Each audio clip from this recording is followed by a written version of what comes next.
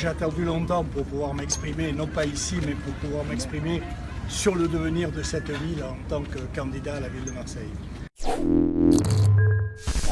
Donc juste très peu de choses, très peu de mots pour l'instant. Mes premiers mots, bien sûr, vous le comprendrez, s'adressent à Martine Vassal pour la confiance qu'elle m'adresse, qu'elle m'apporte. Je sais qu'il y avait des prétendants, mais cela n'a rien de choquant. C'est la vie et le vœu, nos vies, vos vies. L'ambition fait partie de nous-mêmes et on n'avance pas si on n'a pas d'ambition. Et c'est vrai que c'est peut-être un peu plus exacerbé dans la vie politique. En tout cas, c'est observé. Donc, premier remerciement. Deuxième remerciement, celui de la parole donnée. Parce que nous avions discuté de cela il y a déjà longtemps. Je vous ai dit chaque fois que les uns et les autres vous êtes venus me voir, je vous ai dit que je serai loyal jusqu'au bout, et je le suis jusqu'au bout.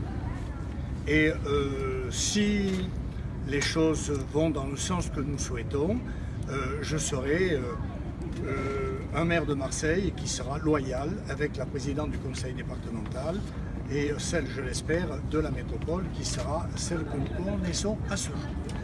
Ensuite, je voudrais vous dire que la Vox Populi a parlé. Même si je dois dire qu'il y a le quart de place, le tiers payant, ben là, à Marseille et sur le reste de la France, on a eu le tiers électoral.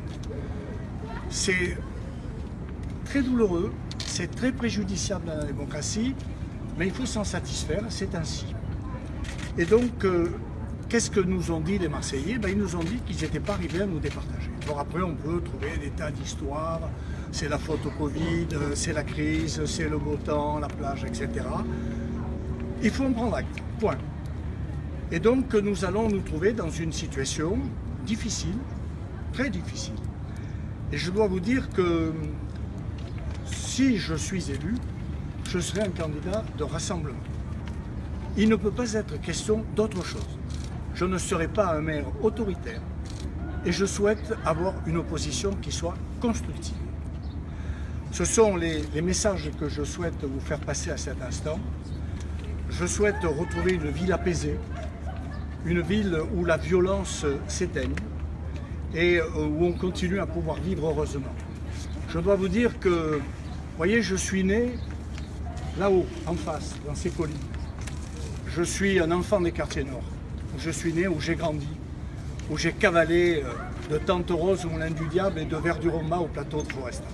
Rien, ni dans mon cursus universitaire, ni dans ma vie familiale. J'ai été élevé par une mère seule, me destinée à devenir un jour ce que je suis. Donc c'est un immense honneur pour moi. Et je dois vous dire que les près de 40 ans qui font que je suis dans cette mouvance politique ont fait que ma vie personnelle et ma vie politique se sont confondues. Et donc aujourd'hui, si les choses se passent comme nous le souhaitons, bien sûr, Martine et moi, eh bien je continuerai à faire comme je l'ai fait lorsque j'ai présidé Euroméditerranée, qui est un des beaux succès de notre ville, et comme je l'ai fait aussi à la communauté urbaine de Marseille, dans une situation financière extrêmement compliquée, et rappelez-vous, dans une gouvernance partagée qui a été un véritable succès, puisque, soit dit en passant, comme vous l'avez jamais dit, la Cour des comptes m'a adressé, il est vrai, verbalement, des félicitations pour la gestion de cet établissement public. Donc je m'attacherai à faire de même dans la ville de Marseille si c'est le cas, en tout cas pour y faire régner la concorde, le consensus et éviter des débats stériles qui nous enliseraient. De toute façon, mon programme il est déjà dans ma tête en quelque sorte. Bien sûr, Martine l'a affiné avec des travaux remarquables pendant de longues années avec les Marseillais. Mais vous le savez, j'avais à l'époque fait un contrat programmatique avec Jean-Claude Gaudin. Peu de choses ont été réalisées de ce contrat. J'espère que j'aurai un peu de temps pour le réaliser. Voilà, merci.